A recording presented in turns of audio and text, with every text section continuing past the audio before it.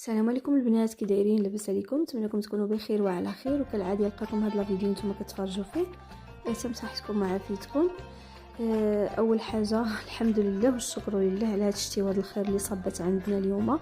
المهم احباتي، الفيديو اليوم غادي يكون عباره عن السفوف ولا السلوله، كل واحد شنو كيسميه. حنا كنقولوا له السفوف، يعني السفوف المغربي اللي اي واحد كيعرف يوجدو، ولكن كل واحد كيوجدو بالطريقه الخاصه به. المهم احباتي، باش ما نطولش عليكم الفيديو يجيكم طويل، كما قلنا انا غنحضر معكم هاد السفوف هذا. قبل ما نبداو الفيديو ديالنا كالعاده نبداو بالصلاه والسلام على الحبيب. اللهم صل وسلم وبارك على سيدنا محمد وعلى اله واصحابه اجمعين. المهم الكبيده ديالي كما قلت لكم غنحضر معكم السفوف بالطريقه ديالي الخاصه انا، شيوه ام خديجه.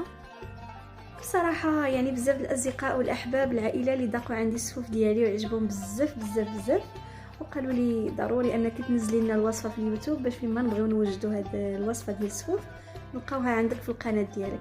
المهم احباتي، بالنسبه للطحين انا عملت 5 كيلو. ملي كنحمروه ونغربلو كنحيد منه ديك الزوائد اللي كيكونوا الكويرات وديك الحبيبات اللي كيكونوا مكورين. المهم بقى لي 4 كيلو ونص. خديت الكاوكاو حمرته وطحنته، 2 كيلو ديال الكاوكاو رقيق. القياس ديال الزليف عطاني زليف كبر طحين 7 ديال الزليف كبارين. وبالنسبه للكاوكاو 3 كيلو ديال الكاوكاو عطانا 6 زليف كبارين مطحونين. وخويت عليه داك 5 كيلو ديال الطحين اللي مغربل عندي محمر.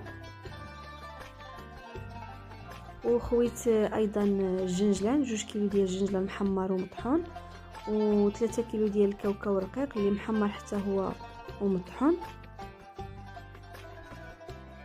وهنا الكبيده ديالي درت القوام كامل اللي طحنته على الدقيق.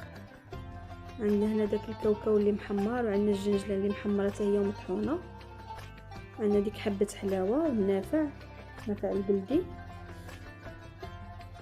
خديت هنا سكر سبيسيال 3 الباكيات كبارين غربلتهم بطبيعه الحال. بالنسبه للحلاوه كتبقى على حسب الذوق ديال كل واحد. المهم انا جاني هو هذاك، ما جانيش حلو. بالنسبه لكميه السكر كتبقى اختياري على الذوق ديال كل واحد.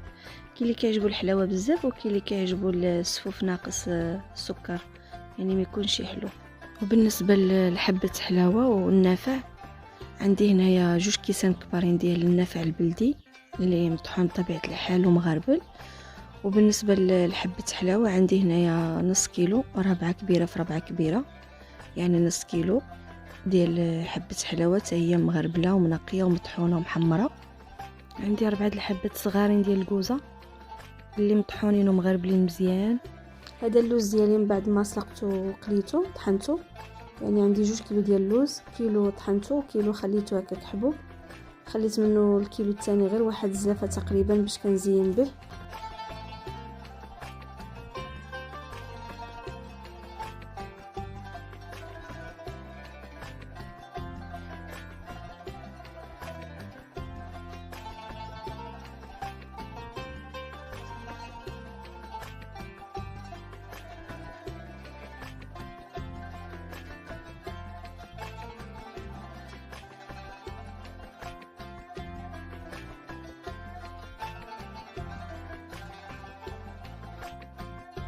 صافي احباتي، هنا بديت كنخلط الدقيق ديالي مع دوك المكونات كاملين حتى خلطتهم مع بعضهم.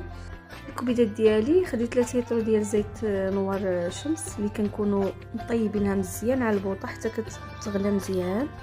هاد كنبداو نخويوها على الدقيق ديالنا وعلى المكونات، يعني تدريجيا، ما كنخويوش الكميه ديال الزيت كامله في دقه واحده، ما كنديروهاش دفعه واحده، وانما تدريجيا حتى كنبداو نخلطوا. حنا كنخويو الزيت يعني شويه بشويه حتى كنكملوا ديك الكميه ديال 3 لتر اللي عندنا. بقى لي منا غير تقريبا 1 كاس ديال العنبه، يعني 3 لتر محيده منا غير شي كاس ديال العنبه.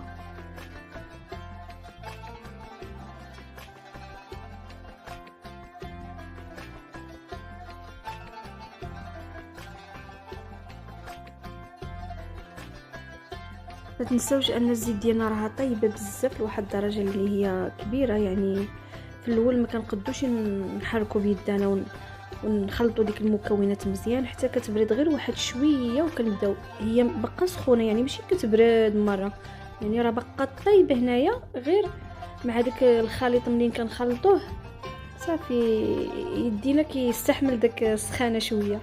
صافي كنبداو نخلطوا المكونات مع بعض باش يدخل لنا داك الزيت في المكونات كامله.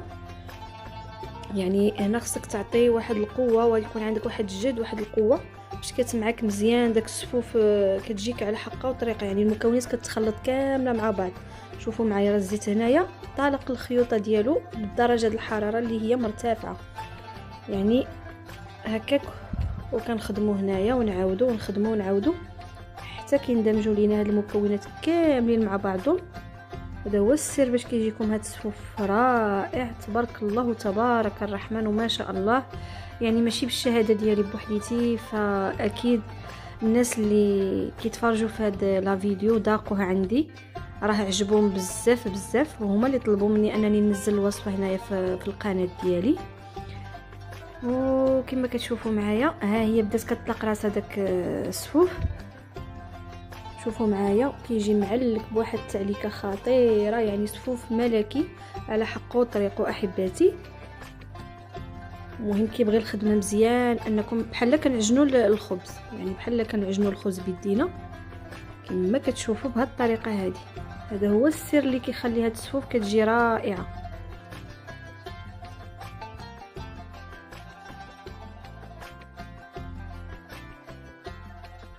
وكما قلت لكم ان الزيت كنضيفوه يعني تدريجيا، ما كنضيفوش دفعه واحده كما كتلاحظوا معايا في الفيديو.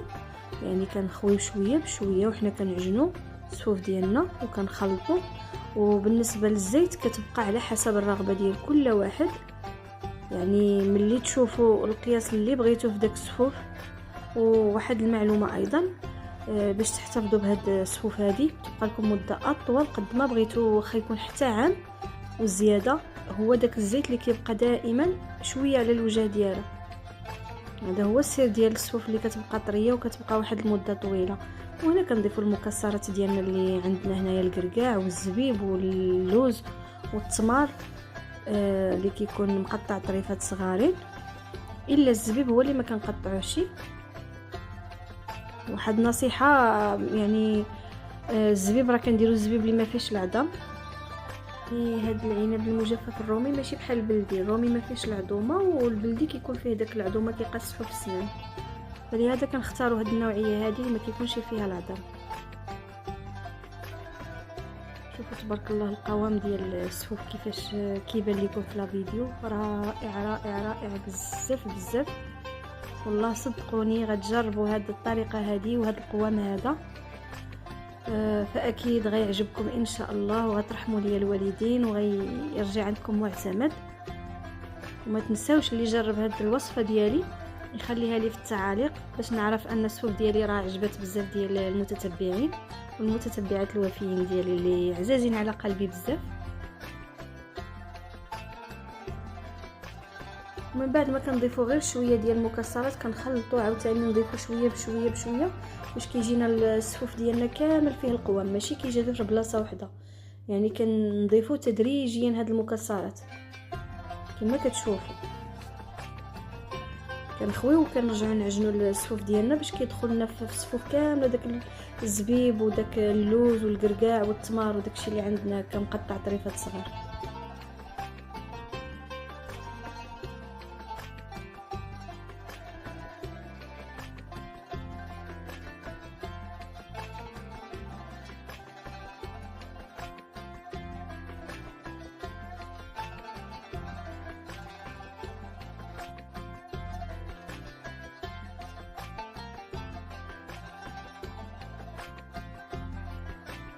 حتى اللوز كنضيف شويه بشويه باش كيدخل لي في القوام كامل ديال الصفوف.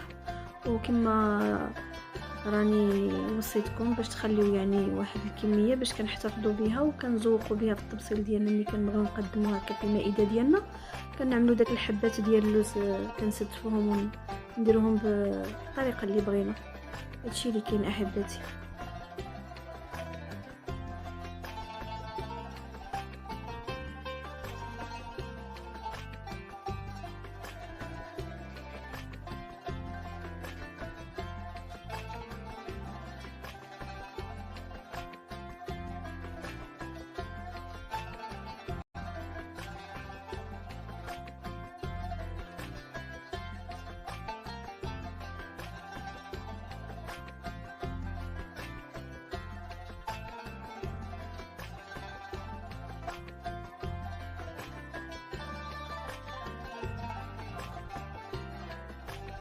وهنا الكبيده ديالي كيكون هذا هو الشكل النهائي ديال الطبق ديال السفوف اللي قدمت لكم بالطريقه الخاصه ديالي ديال شيوات ام خديجه.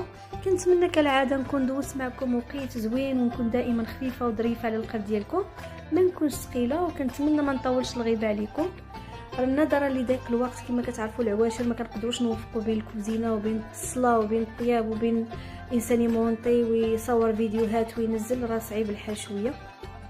نقول لكم سمحوا لي بزاف حباباتي على الغيبه اللي كنطول عليكم. ان شاء الله بحول الله احباتي ملي يخرج شهر رمضان نديروا حويجات زوينين ونديروا يعني اطباق وشيوات ونديروا خرجات وفلوقات على برا، لان الطبيعه كتكون غزاله.